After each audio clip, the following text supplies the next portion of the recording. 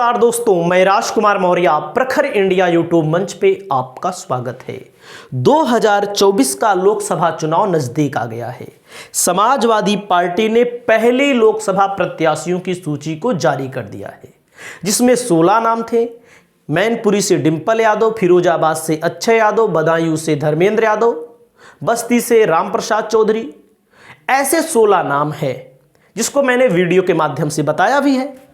तो मैं दूसरी बार दूसरी लिस्ट का वीडियो बना रहा हूं, क्योंकि कुछ नाम हमारे सामने और आ चुके हैं और ऑथेंटिक जानकारी दे रहे हैं। एक आध टिकट इधर से उधर हो सकता है, इसके अलावा सभी यही टिकट घोषित होगा, आप मिला लीजिएगा।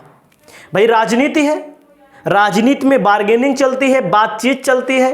हो सकता है एक आध टिकट हमारा गड़बड़ हो जाए, एक आध लोकसभा, तो आप लोग हमको दोष मत दीजिएगा, क्योंकि इस बार जो समाजवादी पार्टी चुनाव लड़ने जा रही है वो बहुत ही मजबूती से कैंडिडेट दे रही है और पीडीए का नारा जो है बुलंद कर रही है।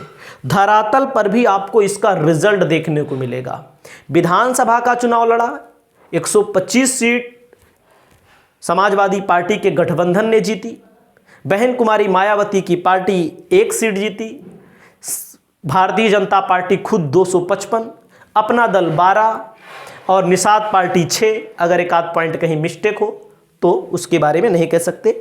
लेकिन जो दूसरी लिस्ट है, दूसरी लिस्ट में ऐसे ऐसे नाम मैं आपको बताने जा रहा हूं जो समीकरण में फिट बैठते हैं। ज़्यादातर एक आध दो की बात हो सकती है, एक आध दो टिकट तो प्रत्येक पार्टियों द्वारा ऐसे दिए जाते हैं कि वो अगर अपने समाज में बड़ा चेहरा है तो उनको टिकट देना जरूरी है, क्योंकि उनका समाज भी जाने कि हमारे समाज को टिकट दिया गया है।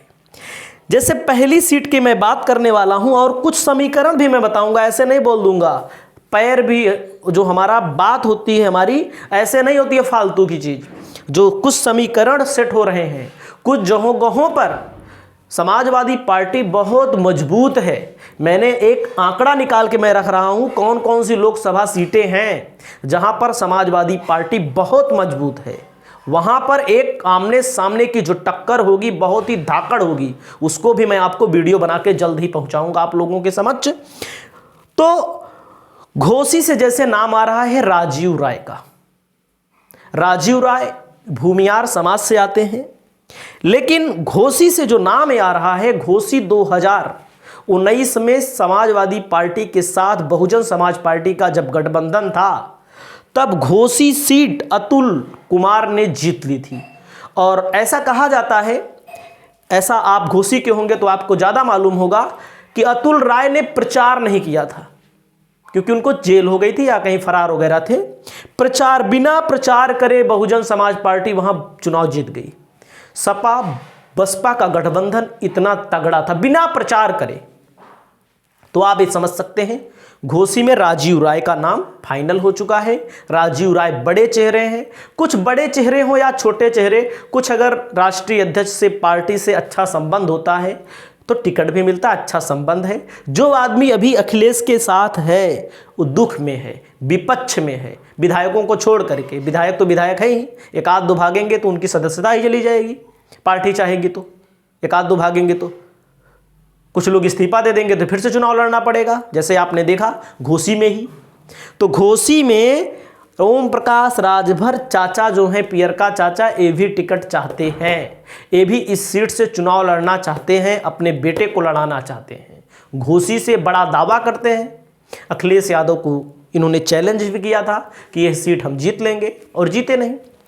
अगली सीट है बरेली की प्रवीण सिंह एरेन। इसको मैंने पहली बार भी बताया था आपको, ये चुनाव लड़ेंगे, 2009 में सांसद रह चुके हैं।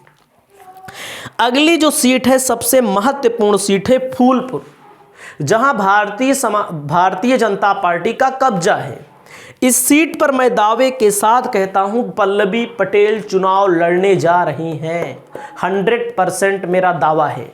अगर पल्लवी पटेल चुनाव नहीं लड़ेंगी तो ये सीट निकालना बहुत मुश्किल हो जाएगा। पल्लवी पटेल इन दिनों महिला नेताओं में, सक्रिय नेताओं में, या समाजवादी पार्टी के साथ एक्टिव मोड में काम करने वाली, जिनकी बात लोग सुनते हैं, जो बहुत ज़्यादा पढ़ी लिखी हैं, डॉक्टर हैं, डॉक्टर पल्लवी पटेल, जिनके भाषण जिनकी बात विधानसभा में जब रखी जाती है तो डरती नहीं है। वो अपनी बात को लेकर के हमेशा उत्सुकतापूर्वक जनता की आवाज़ को बुलंद करती हैं। समय समय पर समाजवादी विचारधारा, कमेरावादी विचारधारा को लेकर के एक्टिव रहती हैं पल्लवी पटेल। इनकी माताजी को भी टिकट मिलेगा। मैं सीट भी आगे आपको बता रहा हूं, ये भी मैं आपको बता दूं, इनकी माताजी भी फिर चुनाव लड़ेंगी। कौशाम्बी से इंद्रजीत सरोज का टिकट फाइनल है। कौशाम्बी सीट पर भाजपा इतनी वीक पॉइंट पर है कि 2022 का जो विधानसभा का चुनाव हुआ 5-0 से आउट है। 5-0 नहीं कहेंगे क्योंकि कौशाम्बी विधानसभा में 5 सीटें, लोकसभा में 5 सीटें आती हैं। कुछ मित्र हमारे शिकायत करते हैं कि आप जो बता रहे हैं गलत बता रहे हैं। देखो, लोकसभा के अंतर्गत अगले जिले की भी सीट ली जाती है। जैसे हमारे प्रतापगढ़ में 7 सीटें हैं, तो 5 प्रतापगढ़ लोकसभा सीट, 2 राजा भैया की पार्टी जो जीती है वो कौशाम्बी में आती है। तो कौशाम्बी में 5 में 3 सपा जीती है, 2 राजा भैया की पार्टी जीती है। जहां राजा भैया की पार्टी जीती है वहां बीजेपी 3 नंबर पे है, समाजवादी पार्टी 2 नंबर पे है। ये आंकड़ा है, जो आंकड़ा होता है वही बोलता हूं, अपने तरफ से बना के थोड़ी बोल रहा हूं। अगला है मुजफ्फरनगर, हरेंद्र मलिक। इस सीट पर थोड़ा पेंच फंस सकता है। आरएलडी के सिंबल पर समाजवादी पार्टी का कैंडिडेट चुनाव लड़ सकता है, चर्चा है। लेकिन मुजफ्फरनगर सीट संजीव बालियान जो कैबिनेट मंत्री हैं, वर्तमान में भी कैबिनेट मंत्री हैं, बहुत कम वोटों से मुजफ्फरनगर 5-6 हजार वोटों से 2019 में जीते थे। जो इस समय जयंत चौधरी के पिताजी अजीत चौधरी नहीं हैं, वो इस सीट पर लड़े थे चुनाव, 5-6 हजार वोट से हार गए थे। उनकी डेथ हो चुकी है। तो इस सीट पर मैं आपको बता दूं समीकरण क्या कहता है। 5 विधानसभा की सीटें आती हैं, 4 पर जयंत चौधरी और समाजवादी पार्टी का कब्जा है, 1 पर भाजपा का कब्जा है। खतौली थी भाजपा के पक्ष में, भाजपा जीती थी 2022 खतौली, जहां से आते हैं चौधरी साहब राकेश टिकैत। तो खतौली जो विधानसभा थी, उपचुनाव हुआ, चंद्रशेखर रावण ने प्रचार किया, अखिलेश यादव ने प्रचार किया और जयंत चौधरी ने प्रचार किया, चुनाव जीत गए थे। तो यानी कि यहां पर वर्तमान में 5 विधानसभा में 1 है भाजपा के पास, ये सीट तो आप जान सकते हैं। अगला है गाजीपुर, अफजाल अंसारी चुनाव लड़ेंगे, जो बहुजन समाज पार्टी के सांसद हैं। बहुजन समाज पार्टी की तरफ से हो सकता है ना लड़े, हो सकता है कहां लड़ेंगे, जब वो गठबंधन में रहेगी पार्टी तब लड़ सकते हैं। लेकिन अफजाल अंसारी, इनकी संसदीय भी चली गई थी, इनका भी टिकट फाइनल है।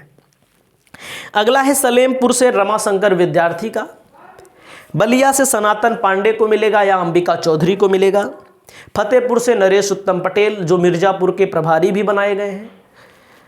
मुरादाबाद से एसटी हसन, हो सकता है इनकी सीट बदल दी जाए, मुरादाबाद या अमरोहा से इनको लड़ा दिया जाए। ये सीट कांग्रेस भी मांग रही है। और प्रतापगढ़ से शिवपाल सिंह पटेल, मैं दावे के साथ कहता हूं इनको टिकट मिलना तय है। ये प्रचार कर रहे हैं समाजवादी पार्टी की तरफ से, और कोई व्यक्ति एक होल्डिंग, एक पोस्टर आपको नहीं दिखाई देगा। पूरे जिले में मैं बात कर रहा हूं। और लोकसभा का टिकट सब चाहते भी नहीं है, पार्टी के अंदर भी। इतनी बड़ी लोकसभा होती है, इतना पैसा लगता है चुनाव लड़ने में, तो थोड़ा वो भी होता है। अगला कन्नौज से अखिलेश यादव, तो आप जान ही रहे हैं। मुजफ्फरनगर मैंने बता दिया, हरेंद्र मलिक आपको। उसके बाद मैं आता हूं नगीना सीट, चंद्रशेखर रावण के लिए सीट छोड़ी जाएगी। ये समाजवादी पार्टी की तरफ से भी ऐलान हो चुका है, औपचारिक ऐलान नहीं हुआ है, अनौपचारिक ऐलान हो चुका है। और चंद्रशेखर रावण यहाँ से चुनाव लड़ेंगे, यहाँ पर समर्थन मिलेगा। हो सकता है आरएलडी के टिकट पर लड़ जाएं, सिंबल पर लड़ जाएं टिकट। मछली शहर से रागनी सोनकर का नाम फाइनल है। और मछली शहर की जो लोकसभा सीट है, रागनी सोनकर, जैसे पल्लवी पटेल समाजवादी पार्टी या अपना दल की तरफ से बहुत अच्छी बात रखती हैं, वैसे रागनी सोनकर भी। उसके बाद मैं बात करता हूं जौनपुर से, जो नाम आ रहा है जौनपुर, ये सीट हो सकता है अगर कांग्रेस से गठबंधन होगा तो उनके खाते में जा सकती है। अन्यथा क्योंकि श्याम सिंह यादव कांग्रेस के टच में है, जो बीएसपी के सांसद हैं, को जब तक आखिरी बॉल ना फेंक दी जाए, जैसे क्रिकेट में होता है, तब तक जीत हार या टिकट का बंटवारा ना माने आप।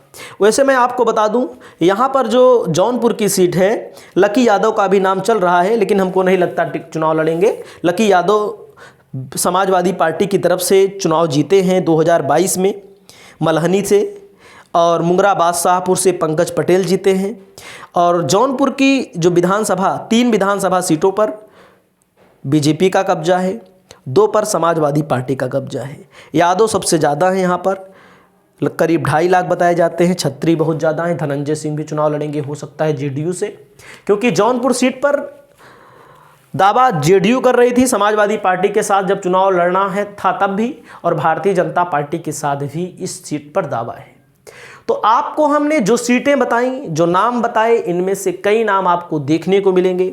उसके अलावा कई नाम ऐसे भी हैं जो बीजेपी में टिकट जिनका कटना तय है, जैसे रीता बहुगुणा जोशी, वरुण गांधी, मेनका गांधी, संघमित्रा मौर्य, ऐसे कुछ नाम और हैं जिनकी सूची जारी होने वाली है। इस वीडियो में इतना ही।